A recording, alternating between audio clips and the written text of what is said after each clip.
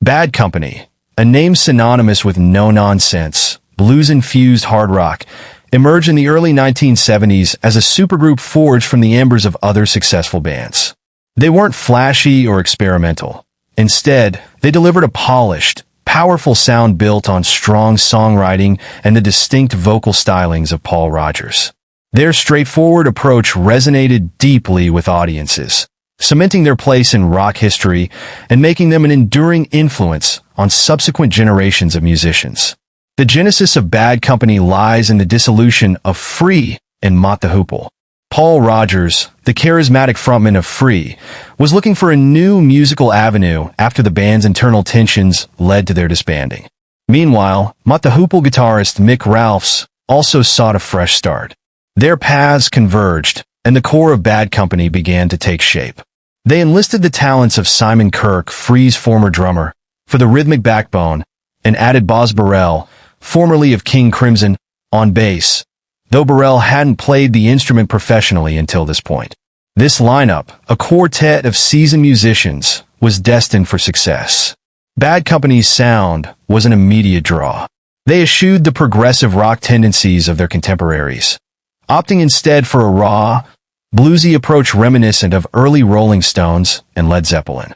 The band produced a sound that was both polished and gritty, with Ralphs' economical, yet impactful guitar riffs perfectly complementing Rodgers' soulful, blues-drenched vocals.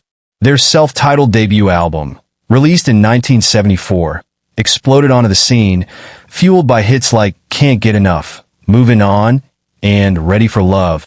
The album was a critical and commercial triumph, instantly establishing Bad Company as a major force in rock music.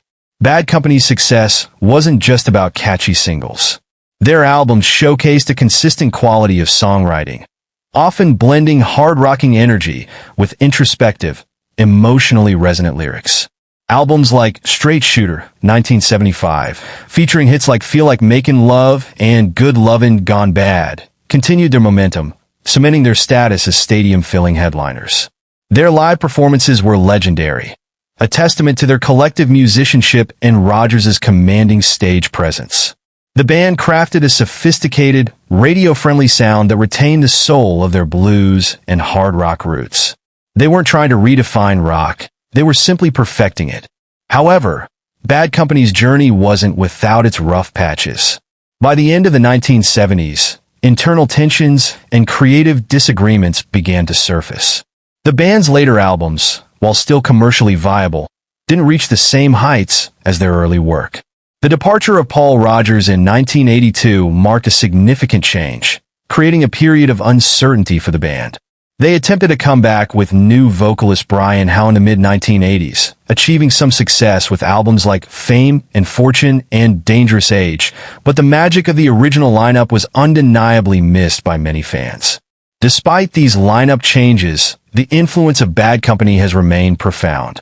Their music has been featured in countless films and television shows, and their songs continue to be staples of classic rock radio. The original lineup reunited at times throughout the 2000s and 2010s, proving that their legacy continues to hold appeal. They represent a specific strand of the hard rock lineage, one grounded in powerful vocals, strong riffs, and a commitment to straightforward, unpretentious musicianship. Their legacy extends beyond their chart-topping hits. It's about their commitment to honest, hard-rocking music that continues to resonate with audiences decades later.